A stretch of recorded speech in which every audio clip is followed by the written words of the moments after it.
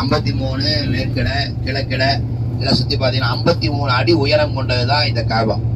53 அடி. அதாவது இப்ராஹிம் அலைஹிஸ்ஸலாம் இஸ்மாயில் அலைஹிஸ்ஸலாம் கட்டினாங்கல்ல, அது வந்து ஒரு 7 அடி தான், 7 முழம் தான் இருந்துச்சு. ஒரு ஆள் அடி உயரத்துக்கு தான் அது இருந்துச்சு, ஒரு ஆள் அடி உயரத்துக்கு தான் இருந்துச்சு. அதுக்கப்புறம் 35 வயசு ரசூலுல்லாஹ் 35 வயசுல புதுப்பிச்சு கட்டாங்க. என்னது? ஆமா, இதை விட அப்பவா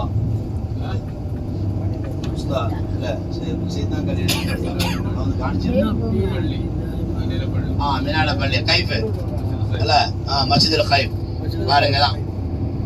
மாஷா அல்லாஹ். எவ்வளோ அவங்க காணிச்சு கொடுங்க.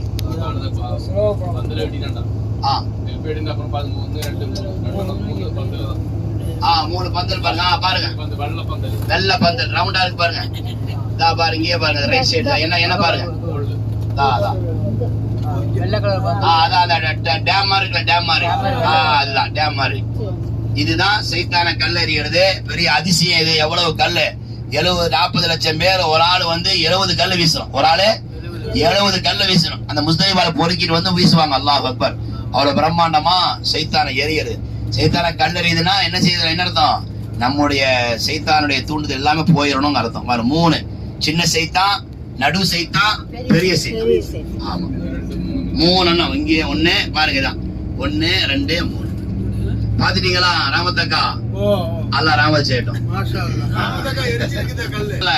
அங்க இருந்து பொறுக்கிட்டு வருவாங்க எல்லாரும், பொறுக்கிட்டு வந்து இங்க வந்து எரியணும். அந்த அரபா 9வது நாள் தங்கிட்டு நைட்டு போகாம இருந்தானும்ல, பாருங்க தான், பாத்தீங்களா தெரியுதா, ரைட் சைடு தான் பாருங்க. இது 3வது சைத்தான், சின்ன சைத்தான், நடு சைத்தான், பெரிய சைத்தான். ஆமா பாத்தீங்களா தெரியுதா? மாஷா அல்லாஹ் மாஷா அல்லாஹ். அல்லாஹ் சைத்தான கலரி கூட பாக்க இது தருவானாக. ஆமென். ஆமா நீங்க இருக்கிற பள்ளிவாசல் தான்.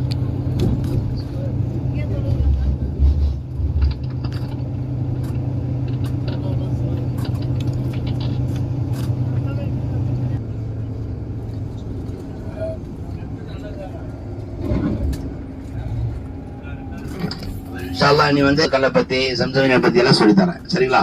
அல்ஹம்துலில்லாஹ். இப்போ வந்து பாத்தீங்கன்னா இந்த கதவு மெயினா இங்க நீ கவனிக்க வேண்டியது என்ன தெரியுமா இருக்குது, காபத்துல்லாவுல எல்லாமே துஆ கபூல் ஆகக்கூடிய இடம். ஒண்ணு தவாப் செய்யும் போது நீங்க அந்த